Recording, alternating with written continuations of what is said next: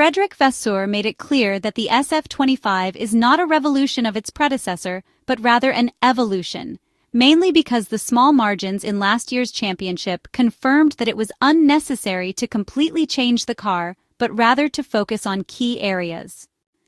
However, this does not mean that Maranello's latest creation does not represent a clear break from the previous season's car, as some modifications are more significant than they may appear. Although the SF-24 ended the year on an upward trajectory and fought for the Constructors Championship title until the final race, it had reached its peak evolution. As often happens, more substantial changes were needed to unlock further potential. Such interventions are generally postponed to the development of the following year's car, especially if they involve the chassis or significant modifications to the suspension system. This was also the case for the SF-25 project, whose development, at least in its embryonic phase, began last March, well in advance of the end of last season.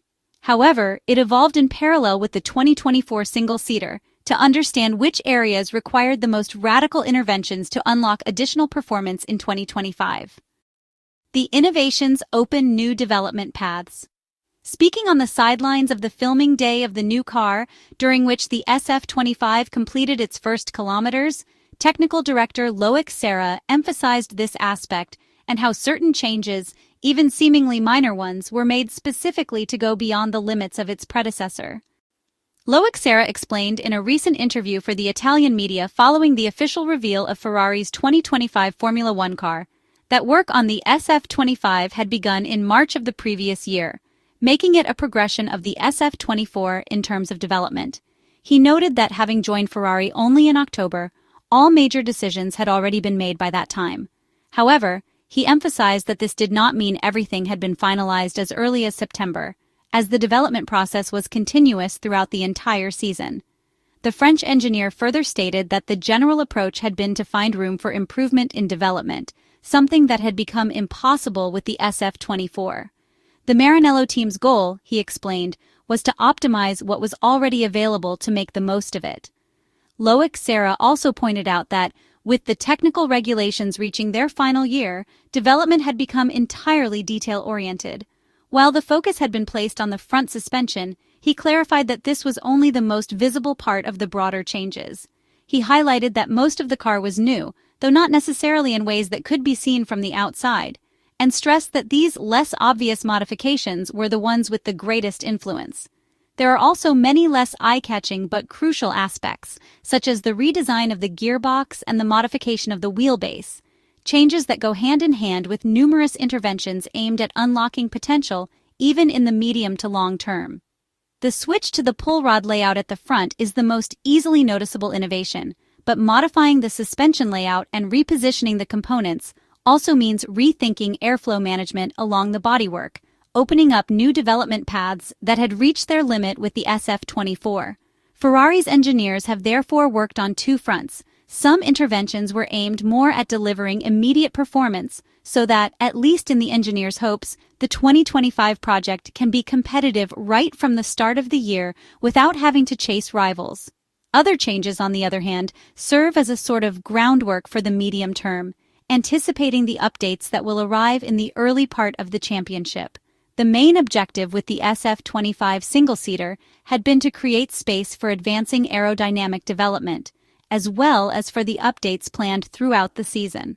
While the SF-24 had finished the season strongly, the Ferrari technical director noted that finding additional room for performance improvements had become impossible. TT is not unusual for certain winter modifications to be aimed more at unlocking performance in the medium term rather than immediately. And it is no coincidence that Ferrari team principal Frederic Vasseur has explained how this year's development program will be flexible. It is important to point out that there will be a less steep learning curve this season. 12 months ago, the Maranello team was in a completely different situation from the current one. In 2023, the Ferrari engineers decided to abandon the concept that debuted with the F1 car, instead shifting towards solutions used by its main rivals, with a definitive transition to a different philosophy that materialized with the SF-24 single-seater. This clearly required a period of understanding the project to better grasp its functioning, as well as its strengths and limitations. On the contrary, although there are significant changes this year, such as the switch to the pull rod suspension, the concept of the SF-25 has remained very similar to that of its predecessor. This will make the learning curve less steep than in the past. Loic Serra explained that, despite the car having changed significantly, it was still a continuation of its predecessor. He mentioned that many internal components had been altered, but the overall philosophy remained the same. The French engineer expressed hope that the development margin would provide the extra boost compared to the previous year. Details can make the difference, starting with the tires. Clearly, the Frenchman only joined Ferrari as technical director last October, so many key project decisions were actually made by other engineers. However, this does not mean that Serra cannot contribute as early as 2025, and not just for 2026. In his previous experiences, Loic Serra was considered a tire specialist, and this is one of the areas where Ferrari, like other teams, can still extract potential, particularly in qualifying, where last year it struggled to get the tires into the right operating window. In recent weeks, we have discussed how some modifications adopted with the SF-25 single-seater, particularly in the suspension area, were designed to address some of the weaknesses of its predecessor.